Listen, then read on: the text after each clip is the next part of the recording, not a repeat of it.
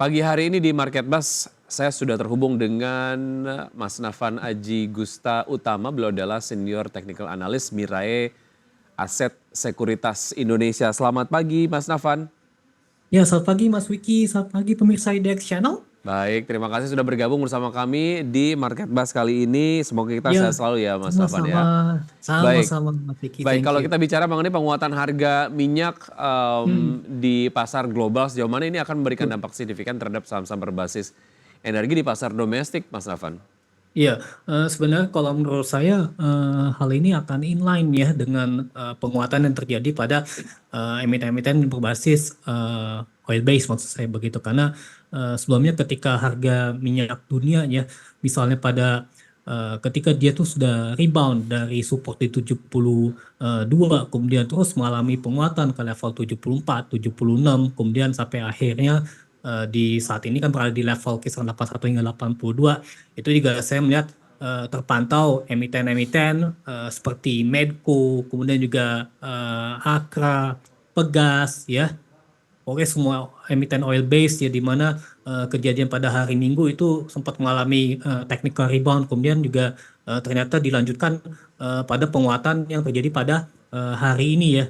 Jadi kalau misalnya jika nantinya sentimen berkaitan dengan strong demand dia menjelang summer, kemudian juga terkait dengan geopolitical tensions baik itu terjadi di kawasan Timur Tengah maupun di kawasan Eropa Timur ini terus-menerus meningkat. Maka dari itu ini kan sebenarnya harga minyak dunia ini kan sudah break above neckline ya ketika neckline ini kan di kisaran 79 hingga 80 dolar per barrel.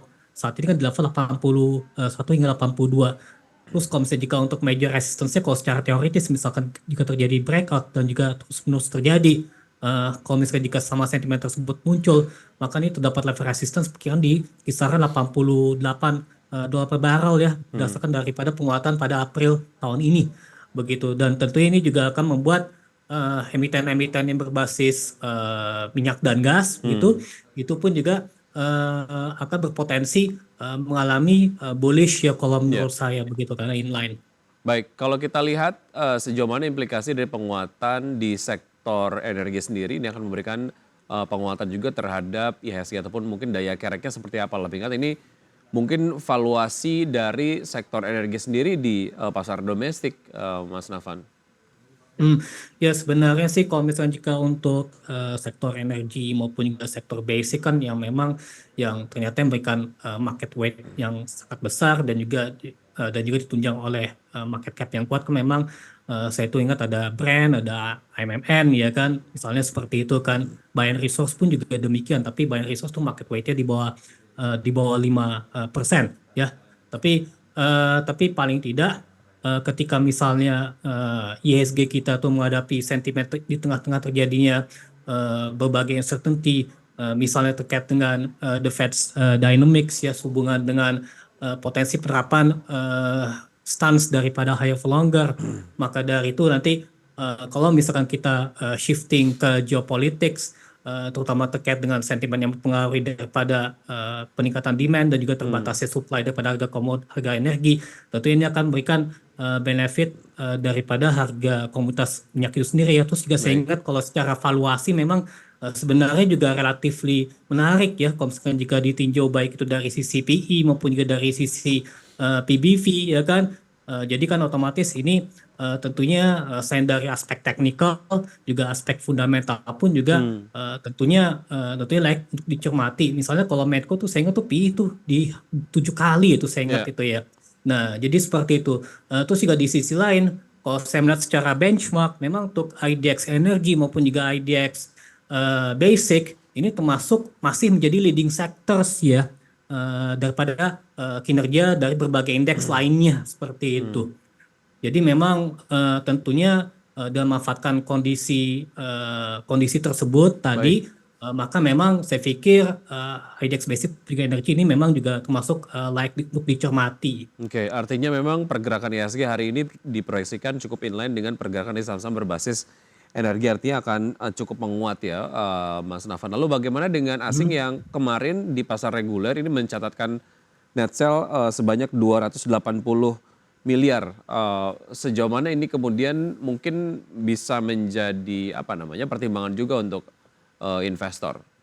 Ya, betul. Maka dari itu untuk proyeksi ISG, menurut saya relatively mix to higher ya misalnya Oke. untuk saat ini begitu karena kalau kita melihat sebelumnya ketika pada perdagangan ini ya dua perdagangan yang lalu itu memang sempat mengalami net buy, tapi kali ini hanya terjadi net sell tapi hanya tipis saja ya, hanya double digit billion ya di hampir 40 billion rupiah.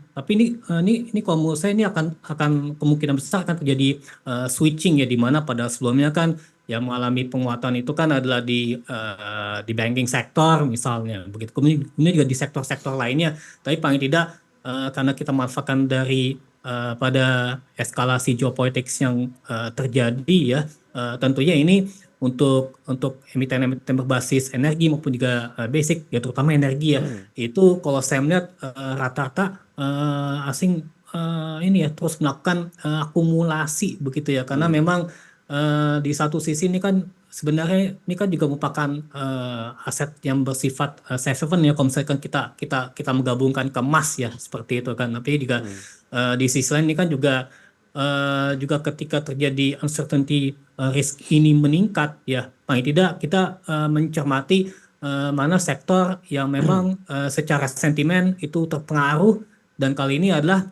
energi sektor yang mendapatkan katalis positif dari geopolitik tersebut dan ditambah lagi kalau misalnya jika kita mendapatkan kalau misalnya jika dari domestik ya maksudnya ini kan bisa inline dengan peningkatan average selling price ya misalnya daripada emiten-emiten yang terkait dengan energi maupun juga basic begitu. Jadi kalau Baik. misalnya jika misalnya ini kan windfall profit ya akibat dari commodity boom prices pada Hmm. waktu ketika terjadi COVID ini pun juga memang memungkinkan bisa bisa jadi akan membuat emiten-emiten di berbasis energi dan basic ini ya itu pun juga bisa saja akan mengalami apresiasi ya Mhm, seperti itu. mhm. Baik, mungkin ini momen-momen itu bisa dimanfaatkan untuk bisa masuk mengingat potensial upside dari sektor-sektor tadi yang Anda sampaikan, ini Betul. akan terjadi di waktu dekat begitu ya. Oke Mas Nafan kita akan jeda sejenak dan pemirsa tetap bersama kami akan segera kembali. Terima kasih Anda masih bergabung bersama kami pemirsa dan saya masih berbincang bersama Mas Nafan Haji Gusta Utama, Senior Technical Analyst Mirae Aset Sekuritas Indonesia terkait dengan stabilitas nilai tukar rupiah terhadap dolar Amerika Serikat. Presiden Jokowi kemarin berpesan kepada pemerintahan berikutnya agar daya saing Indonesia tidak menurun begitu. Salah satunya adalah dengan Iya, menjaga stabilitas nilai tukar rupiah, betul. kemudian juga stabilitas politik dan juga menjaga produktivitas begitu ya. Nah, Ya, Anda betul. kalau melihat fluktuasi nilai tukar rupiah terhadap dolar Amerika Serikat sendiri sejauh ini seperti apa dan bagaimana dengan upaya-upaya dari pemerintah sendiri ini menstabilkan nilai tukar? Apakah ini sudah inline dengan harapan dari pelaku pasar? Oke, di sini kebetulan kalau saya melihat ya dari kinerja pergerakan nilai tukar rupiah sekarang sudah meninggalkan 16.400 ya dan saat ini sudah berada di level 16.382-an. Memang sebenarnya kita juga mengapresiasi daripada komitmen pemerintah ya untuk menjaga keseimbangan fiskal ya agar misalnya tidak tercapai defisit yang sangat melembar begitu di atas 3% karena kan nanti kan hal ini akan bertentangan dengan Undang-Undang Nomor 17 Tahun 2003 yang mengenai keuangan negara ya kan. Eh, dan juga di sisi lain kita juga mengapresiasi ya ketika pada hasil RDGBI Pak Peri Warjio juga terus berkomitmen untuk menerapkan triple intervention ya kan. Di mana triple intervention ini juga bertujuan untuk menstabilkan nilai tukar rupiah terhadap dolar AS yang Hmm. misalnya melalui intervensi penerapan suku bunga acuan, intervensi terkait dengan penggunaan cadangan devisa maupun juga penggunaan intervensi terkait dengan penggunaan SRBI misalnya begitu. Ini kan merupakan suatu hal yang patut kita apresiasi karena kalau misalnya jika rupiah bisa dijaga di level fundamental yang semestinya tentunya nanti ini akan berimplikasi positif ya terhadap peningkatan daya saing bangsa Indonesia terhadap negara lain karena sebenarnya juga kalau kita melihat dari indikator makroekonomi pun juga ini relatifly mendukung.